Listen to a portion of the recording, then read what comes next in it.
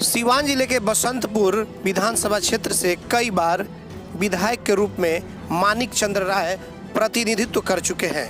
हालांकि अब मानिक चंद्र राय की स्वास्थ्य सही नहीं है और काफ़ी उम्र हो गई है, तो अब उनके बेटे रविंद्र राय उनकी विरासत को संभालने में लग गए हैं। बताते चले कि रविंद्र राय जो मानिक चंद्र राय के बेटे हैं, वो अब गोरिया कोठी विधानसभा क्षेत्र से चुनावी बिगुल फूंक दिए हैं और आने वाले विधानसभा चुनाव के लिए वो तैयारी करने में जुट गए हैं। और उनका कहना है कि आरजेडी के टिकट पर मैं ही विधानसभा का चुनाव गोरिया कोठी से लड़ूंगा। हालांकि ये तो अब आला कमान की बात है कि टिकट उस विधानसभा क्षेत्र में किसे देती है।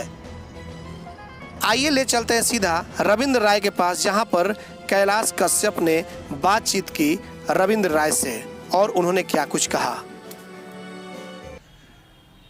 नमस्कार, एटीएन लाइव में आपका स्वागत है और मैं कैलाश कश्यप फिर से आपके सामने एक बार हाजिर हूं। और आज चूंकि आपको बताना जरूरी है कि अब बिहार धीरे धीरे चुनावी रंग में रंगता जा रहा है। जैसे जैसे अब समय बीतता जा रहा है, चुनाव की लगभग तैयारी सारे दलों के द्वारा शुरू हो चुकी है। हालांकि अब इसकी विधिवत जो घोषणा होनी थी चुनाव आयोग के द्वारा वो अभी नहीं हुआ है, लेकिन लगभग चाहे वो पक्ष हो या विपक्ष हो, वो सभी अपने चुनावी रंग में दिखाई देने लगे हैं। हालांकि कोरोना महामारी में ने भी काफ़ी उत्पात मचा रखा है। लगातार पेशेंट की जो संख्या बढ़ रही है उससे पूरा देश चिंतित है, बिहार चिंतित है। लेकिन उसके बावजूद जिस तरीके से सत्ता पक्ष ने वर्चुअल रैली करके जो एक संदेश दिया कि चुनाव की तैयारी शुरू हो चुकी है, तो विपक्ष ने भी ऐसा लग रहा है कि विपक्ष भी पूरी तरह से तैयार है जवाब देने के लिए। आपको बता दें कि अभी हमारे साथ जो मेहमान हैं वो बसंतपुर सीवान लोकसभा क्षेत्र में बसंतपुर विधानसभा क्षेत्र है। वहाँ के लोकप्रिय विधायक मानिक चंद्र राय जी, जो लगातार 6 बार वो यहाँ से बसंतपुर से विधायक रह चुके हैं। और जो व्यक्ति 6 बार विधायक बन जाए तो आप सहज अंदाजा कोई भी लगा सकता है कि उसकी लोकप्रियता कितनी है और वो सीधे जनता से जुड़ा हुआ।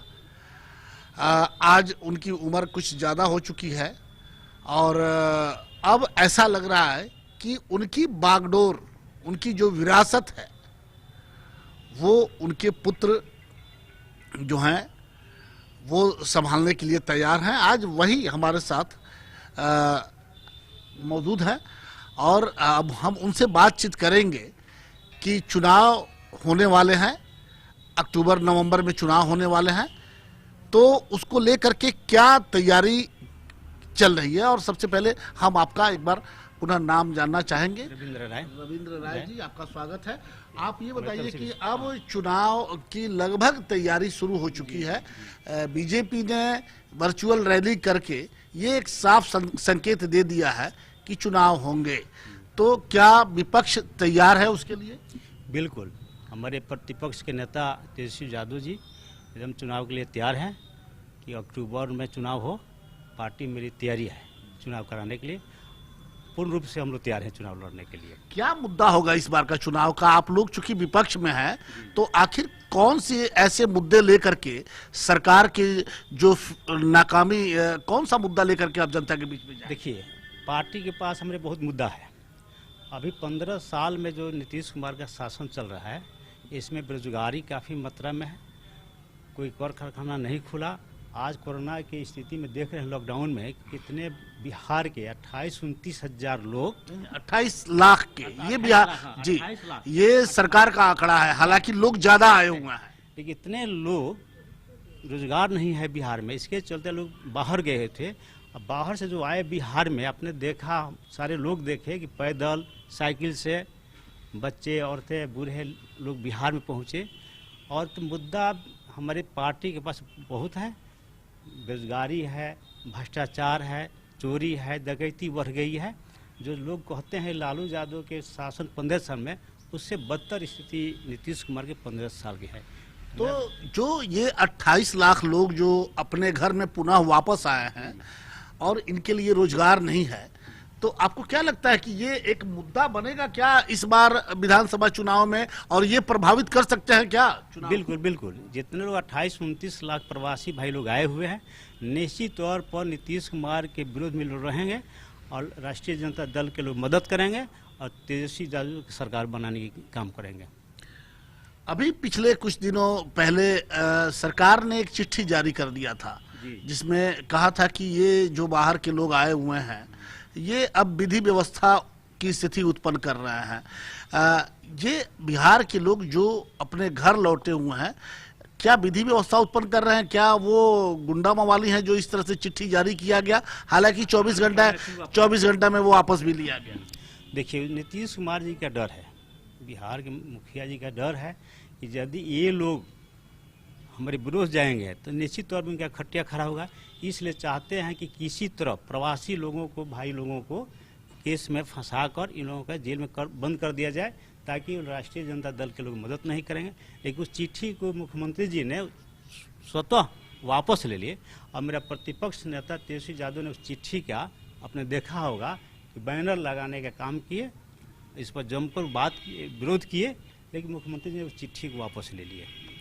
उनको अपनी गलती समझ में आ गई।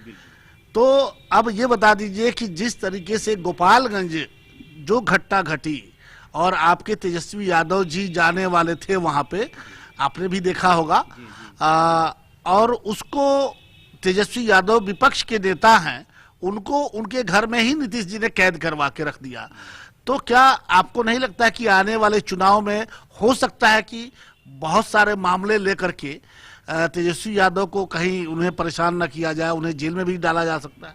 बिल्कुल, यह नीतीश कुमार जी और भाजपा के सरकार, सुशील कुमार मोदी लोग अच्छी तरह लोग साजिश करते हैं कि किसी तरह तेजस्वी यादव को किसी केस में फंसा और उनको बंद कर दिया जाए।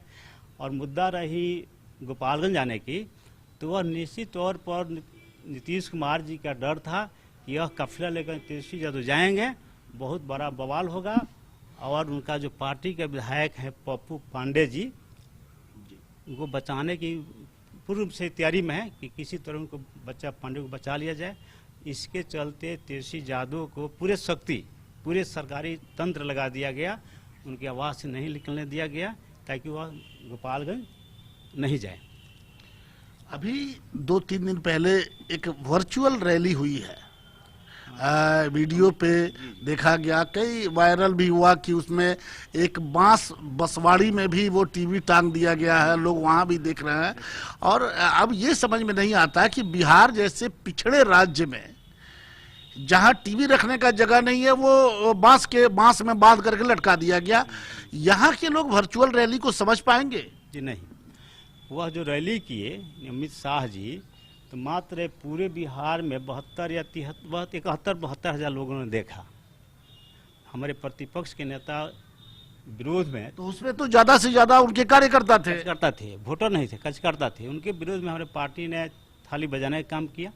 आज माननीय राष्ट्रीय अध्यक्ष लालू प्रसाद यादव जी जन्मदिन पर भोजन कराने की व्यवस्था था।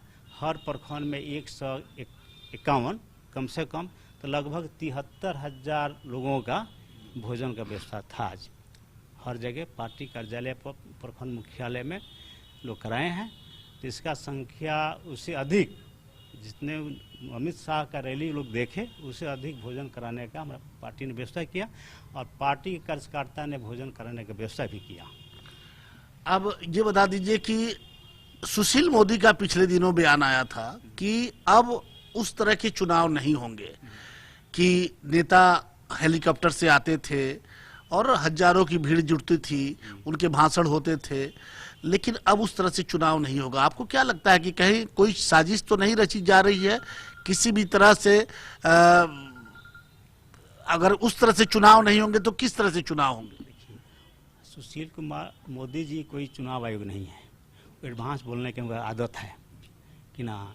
चुनाव आयोग, मुख्य चुनाव आयोग क्या घोषणा करते हैं सितंबर माह में, जो घोषणा करेंगे वही होगा। लेकिन एडवांस बोलने की आदत है सुशील कुमार मोदी जी का।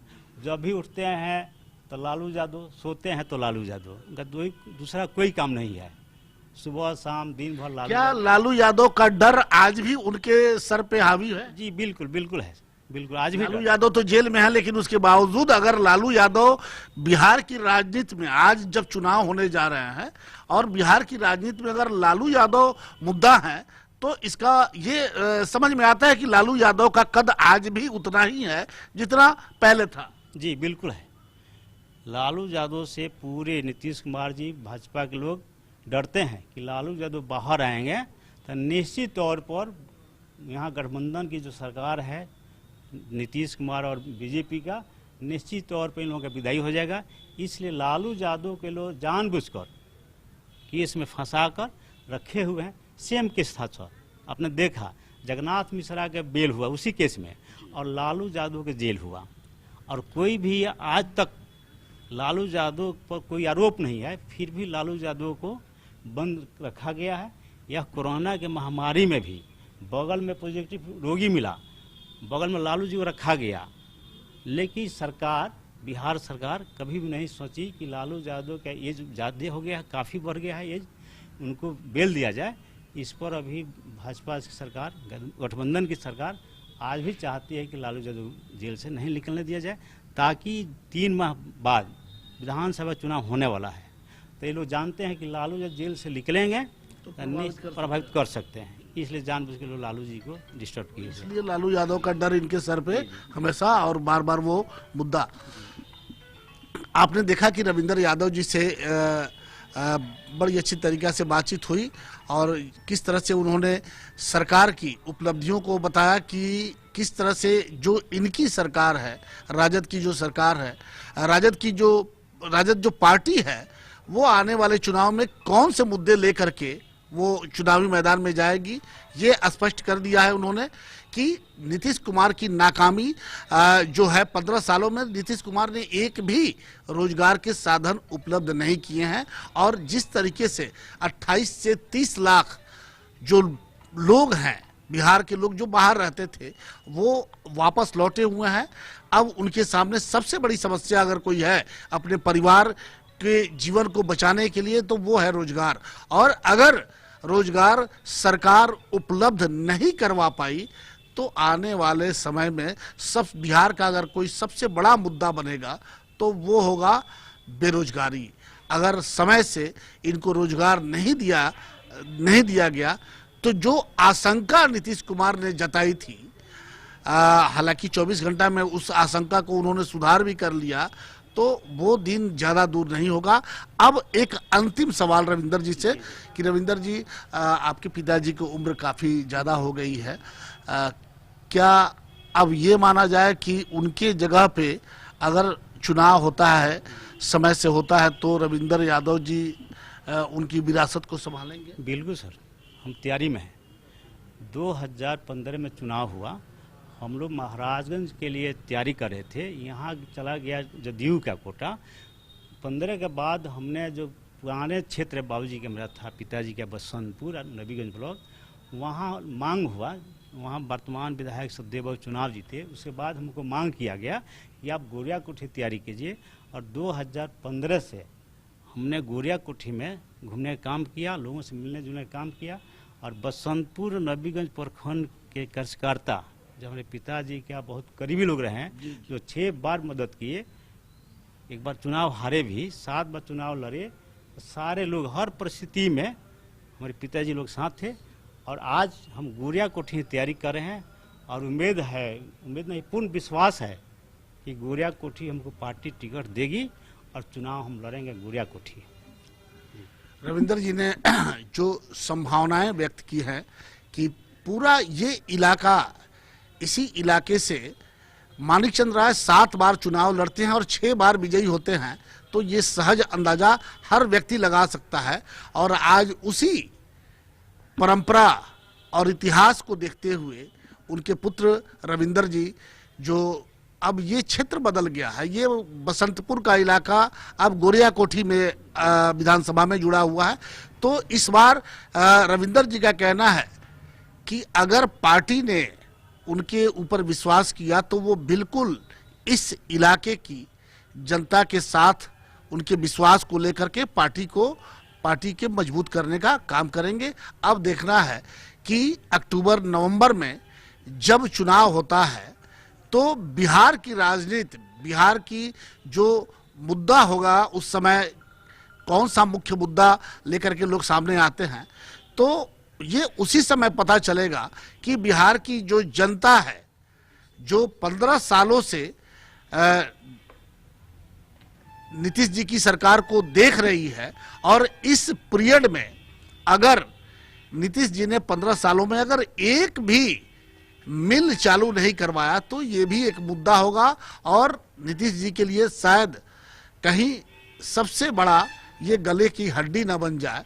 अब देखना होगा, हमें भी इंतजार करना होगा अक्टूबर नवंबर महीने का, जब जनता अपने मत का प्रयोग करती है। कैमरामैन आशीष के साथ कैलाश कश्यप, ATN लाइव सिवान।